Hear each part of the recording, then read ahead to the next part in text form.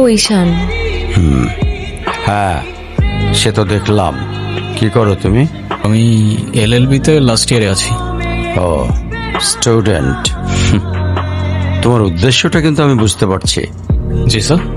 তোমাদের মতো ছেলেরা কেন আমাদের মতো বিজনেসম্যানের মেয়েকে টার্গেট করে, কিসের লোভে, সেটা আমার খুব ভালো করে জানা আছে।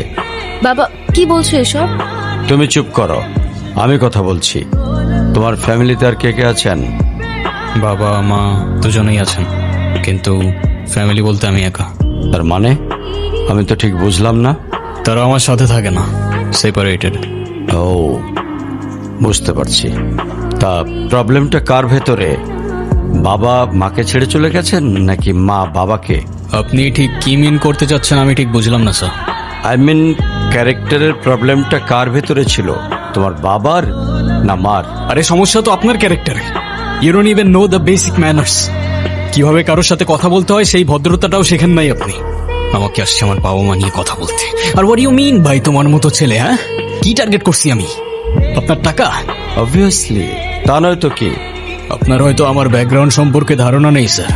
আপনাদের মতো সো কল্ড বিজনেসম্যান আমার বাবার অফিসের লাইন দিয়ে দাঁড়িয়ে থাকে। আমি এখানে আসছি শুধুমাত্র ওকে ভালোবাসি বলে, সেকেন্ড কোনো উদ্দেশ্য সমান নাই। তুমি তো একটা বেয়াদব। তোমার ক্যারেক্টার সম্পর্কে আমি খুব ভালো করে জানি।